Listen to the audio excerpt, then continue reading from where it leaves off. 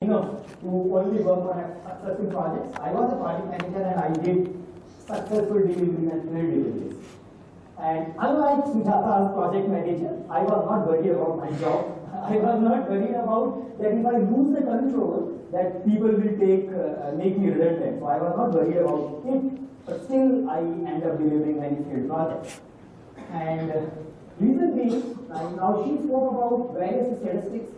I was also looking through various statistics. I was finding it difficult to use them without putting I was not finding a creative common license. So I am not referring them directly, but there are various statistics. She presented some of them, and everybody is talking about that nearby 60% of the projects are failing. So whatever you do, 60% of the projects are still failing. And if you go into the details, be it chaos reports, be it vacancy reports, you will find some top reasons for the failure. These reasons would be common, and they are more or less consistent from last 10 years. More or less consistent. Unclear business objectives, changing requirements, team not aligned or focused, unrealistic schedule, poor risk management.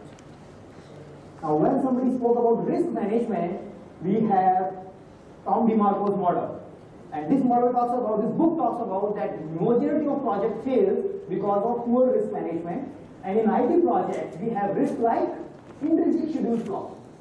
Schedule itself was wrong, estimation was wrong, planning was wrong, everything was wrong. Specification breakdown, people are not in agreement what they need. Scope creep, we keep changing the scope. Personal loss, people start leaving the team. If you are running a 2-year-long project, you may only have 20 to 30% of the team members who started your project at the end. So you lose people and productivity variation. Sometimes if it's a good weather, you may have a high productivity. If it's appraisal season, you may have a poor productivity. If it's a festival season, you may have another type of poor productivity. So productivity keeps varying, makes the things unpredictable. Now I wonder, nobody spoke about methodology. None of the report spoke about that because they were implementing waterfall, that's why they failed. Or because they were implementing Agile, they failed. There are reasons, there are problems, but nobody is saying that because of the methodology, people fail. If you have a good team, a good project manager, whatever methodology it is, he can identify a risk. That if the customer feedback is not coming properly, it's a risk. I need to take care of it. Whatever methodology it is, if you really want to deliver a successful project. So none of the report attributed failure to a methodology. Still, I would say, Agile has a solution. So nobody attributed the failure to the methodology, but as an Agile evangelist, I would say that Agile has a solution. How? If you focus on Agile values and principles, if we have individual interaction over process and tools. So most of you must have read the Agile Manifesto, I guess. If we have a working software over comprehensive documentation, we can show the product. So unclear business requirement issues will get resolved. If we have a collaboration, then any type of risk, any type of specification breakdown issue will get resolved. If customer is part of the team, you will win. If you understand what's going on, you will definitely win. And if you keep adapting your planning, if you keep changing your plan on the basis of the situation, on the basis of learning, we call it rolling wave planning, we call it adaptive planning, we call it whatever. But you keep changing it, you will succeed. So if you follow the Agile values, you will resolve all the issues which was listed in various reports. You will also resolve the Tom DeMarco's risks. All the 5 categories of it. So I have marked tick at some areas, so mainly all these 4 values are somewhere attributing to the success of the project or to resolving any of the risk or any of the root cause presented by any study. Now, but the problem is projects are still failing. And you find companies changing methodology from one to another and still not satisfied. Yeah, we started with waterfall, after that we went to spiral, then we went to RUP, then we went to AUP, now we are implementing Scrum. But more or less, things are the same. We keep changing things, we keep changing the methodology, but result is same. Any guess why can this happen? Why Agile can fail? And then we have Ken Schuber's talking about failure. I estimate that 75% of those organizations will not succeed in getting value from the Scrum which they are expecting of. 75%, big number. So you implemented Scrum and you fall under the 75% category. The 25% remains the different set of people. So why can that happen? Any guess? No. Lack of ownership, lack of mindset, ceremonies, we don't adapt to the Agile environment, and we do have so many surveys now in Agile also. Some of the companies represented in these conferences are also conducting surveys and trying to find out why Scrum or Agile projects are failing. Version 1 does it, there are many. So they have been doing it for a while, everybody is putting the copyright, so I could not use them in a presentation, but they are doing surveys. And what they are saying? Philosophy, culture. If you are not changing the company culture, if you are not adapting from Agile, you are going to fail. Now this culture thing is not very big. You can attribute anything to the culture. You can attribute a command and control like she was referring to. If I want to see everybody working at the end of the day, it's a culture issue also. So you can, even if you feel that my people are not motivated enough, it's India, India nobody works till the time they have a pressure. They have appraisal talwar on their head. It's again a culture. So the thing is, majority of survey attribute all these things to culture, but it's difficult to understand what this culture is all about and how can we fix it. And we remain in the 75% category. Now the culture is about the ceremony she was talking about. Now what happened? Projects were failing, there was a interaction, they called person like me, and I recommended them, you have these problems, and most of the companies have these problems, and these problems get solved by Agile Manifesto. So I just presented a good picture, like the way I presented before. 4 values solving all your problems. And then they ask the next question, how do you get it? Then I tell them, yeah, it's difficult to get directly values and principles. You need to adapt to some methodology. Then you start following some rituals, some practices, and then I told them Scrum. So what they did, after that they start following Scrum and following rituals. Most of us are religious, I think, in nature or whatever, and we do pray to God. But I think most of us has forgotten why do we do pray to God and the way we pray to the God.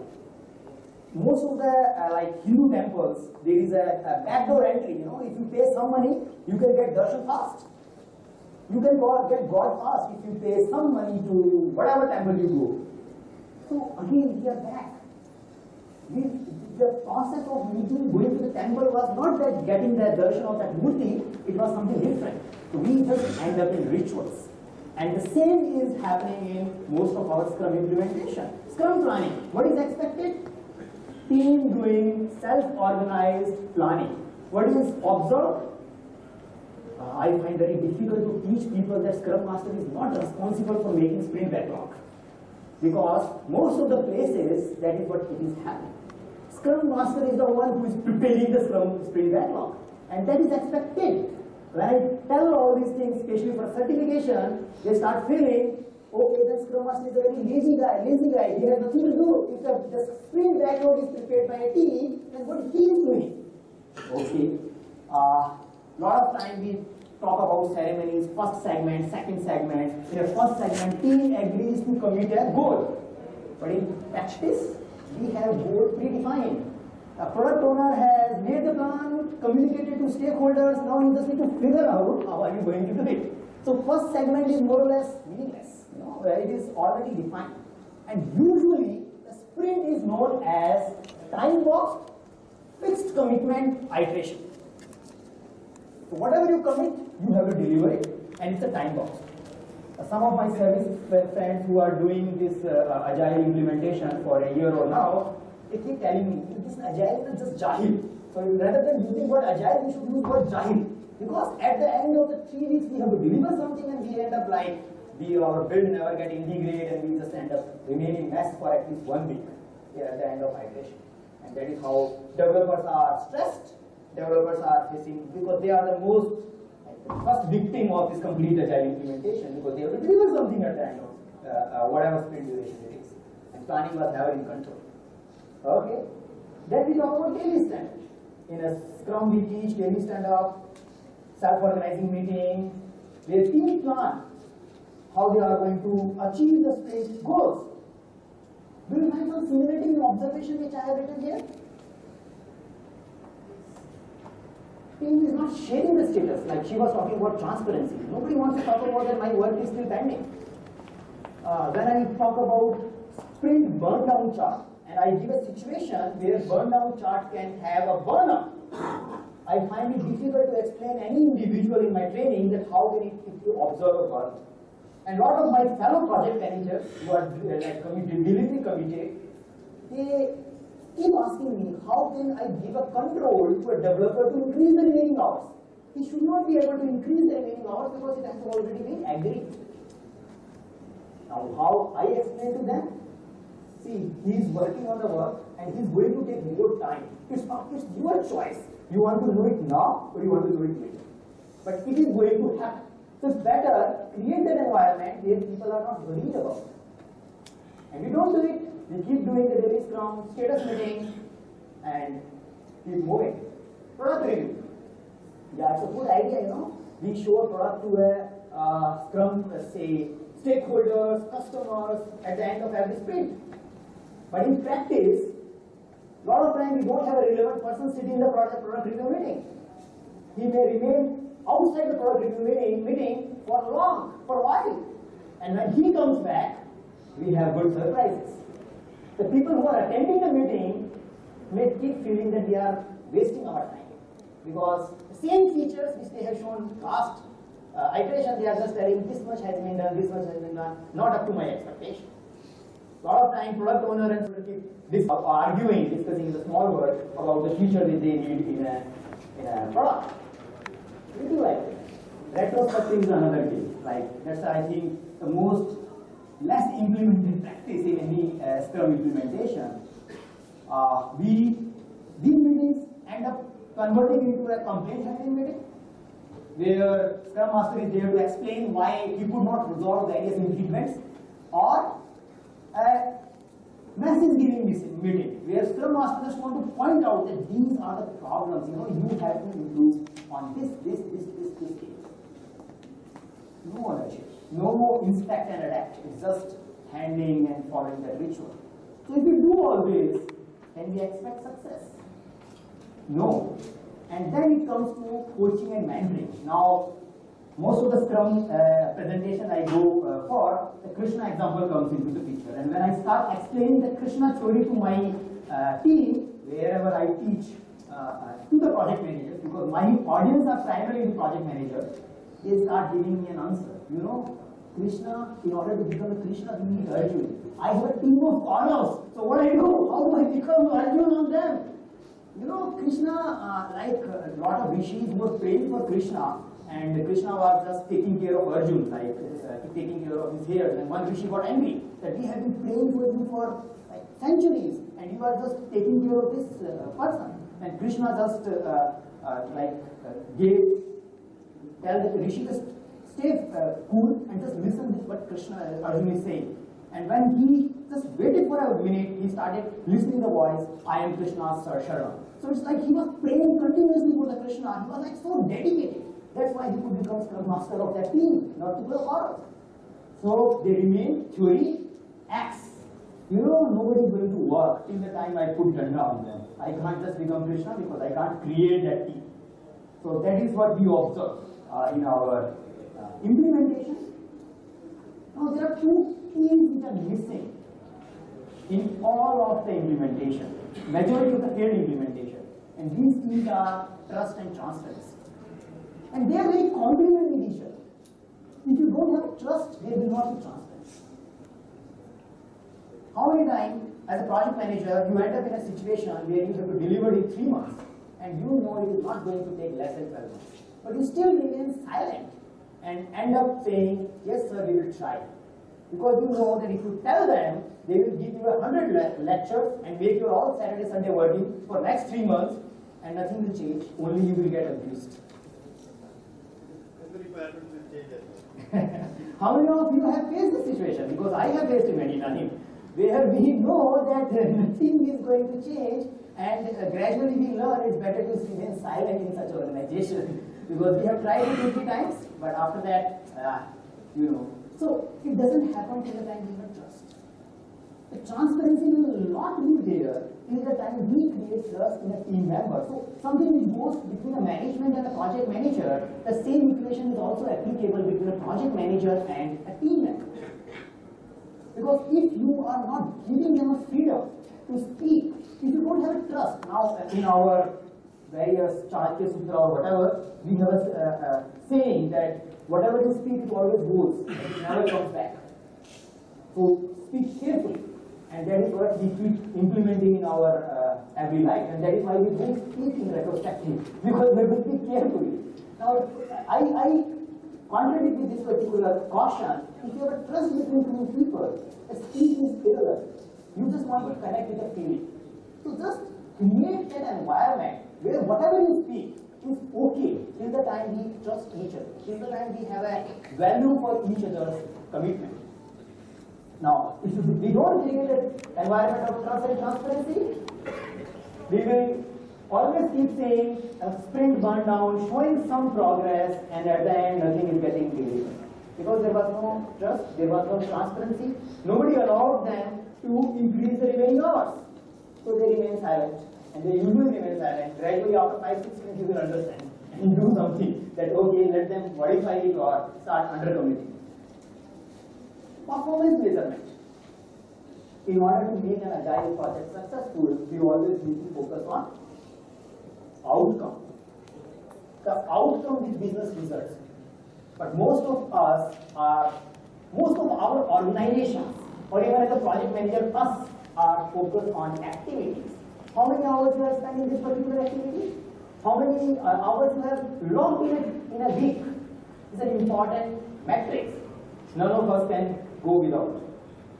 I was just training one of our leading IT company, and he told me that they are trying to figure out how to convert story point into a function point, and then velocity into a productivity, so they can match the individual productivity and have a global benchmarking number. Again, the complete focus for most of us is activities. Who is producing what? Not the outcome which we get from the project. And if we remain with that attitude, we remain where we were. Nothing will change. Now I feel that there is new waste in the system. How many of you will agree with me? We have a waste called meetings. You know, before all agile evangelists used to bash waterfall. Document, this much big document, and all are waste. Yeah, they were documents, but they were meant for some purpose, but they lost the purpose in between, and after that they became waste. That is how everything was started. They were there to facilitate the communication. There was an approach which was predictable, and that's why they exist.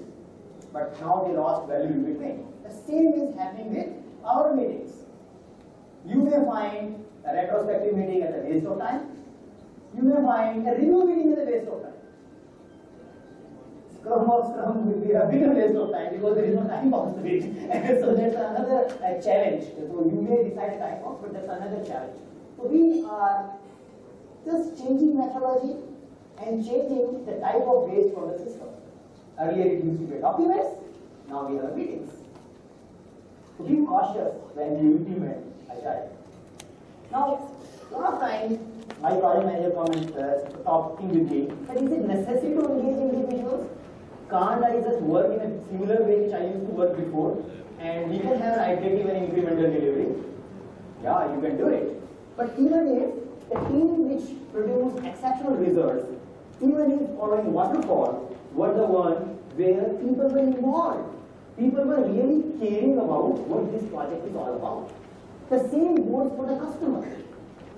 The projects which are usually successful are the ones where customer and team members were closely involved in the development.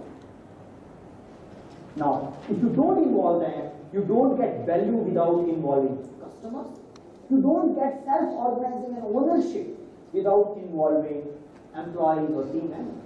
So it's your choice. Now, Ken Bank, extreme programming creator, talking about in his book, if members of team don't care about a project, nothing can save us. Any methodology, XP, Kanban, Lean, whatever you implement is going to take. So we need to focus on creating more towards value. Now, if we fix all these issues, if we have all the ceremonies right, if we have trust in the team, do you think we can start producing the exceptional results? How many of you feel that we can start producing exceptional results? Okay, good number of people, okay, still not good. Minority feels that they can produce good number of results, but I would say that yes, it is not certain enough. There are more uncertainties to it. Even if you implement everything perfect, you may still fail. And this is my project. Sometimes I declare or mark this project as a successful project, and sometimes I think about this project as a failed project. I was young, new, like not married till now, and we went to a location. It's kind of a VHL kind of township. So it was in some other country, but there was a township. It was a junior manufacturing company, and we were producing a budgeting system for that. So we were just staying there, like we were co-located day in, day out, living, eating everything together, spending weekends together, and in the same room, product owner was from customer side. He was the one who was driving the requirement, and he was also sitting with us in the same room, usually also spending weekends with us, either in office or outside office, but with us. So we were like co-located, complete trust. Everything was perfect. Incremental deliveries, every 3 months, every quarter, we used to have a stakeholder reviews. Our budgets were getting approved every quarter on the basis of deliveries which we were making. Everything was looking perfect. But after 2 years of the development, our product owner got transferred somewhere. His boss got replaced by someone else. They don't want to implement the budgetary control which we were making for the system for. And finally, this product remained in a box. And it was a third world country, Indonesia, not big country, and still we spent $1 million for building this particular product. And everything was perfect from my point of view, but still it remained failed. Now we should remember that in order to deliver something, there is a bigger game. We are just part of the puzzle. We are just here. We project managers, we are just here. We can only control it in release. We can't control the strategy. We can't control the product roadmap. Things may change. So even if you do everything perfect, if the organization is not lean enough from top to bottom, you may still produce failed projects. So it's a big problem, and we don't have a recipe. Like we can't tell that if you do all these 3-4 things, you will be successful. It all depends. And sometimes some failures are unavoidable. You cannot project the future. They will remain puzzle. Now, many of us work in a service company. Now, when you are working in a service company, this layer becomes more complicated. This fertilizer project was very successful as far as my company is concerned. We got nearby $1 million, and it made us profitable for a good amount of time. It was a small company. So it was a very successful project, no complaints, no after service requests because it was in a box. So it's good, we don't have to give any support after that. And we were happy. Here, yeah, they changed their strategy, they are not using it. So now when we work in a service company, we end up getting sandwiches or crushed between two priorities. Sometimes we want to become transparent, but our company will say, if you will show no progress, we will not get paid for this month. So do something, replace some story with A with B, remove some acceptance criteria, even if it doesn't add value, and show something so we get paid. Happens? How can an Agile give you a required value? It is all about trust and transparency. And service projects are really sandwiched. You are in a very difficult situation where you have account manager at your company who wants to show some profit continuously. And there is a team sitting there who is expecting that we keep adding some scope to them and they will do it without charging more money. And you remain confused what to deliver. So the final slide is a big value chain. So when we deliver a value, if you do any value stream analysis, so this was another value stream analysis Ken Bank has posted on a forum. I'm just using an example. In any project, good amount of waste or time goes in non-engineering activities. Before we start the project and after we end the project. We are done, but project is still lying at a deployment box. It is not yet deployed.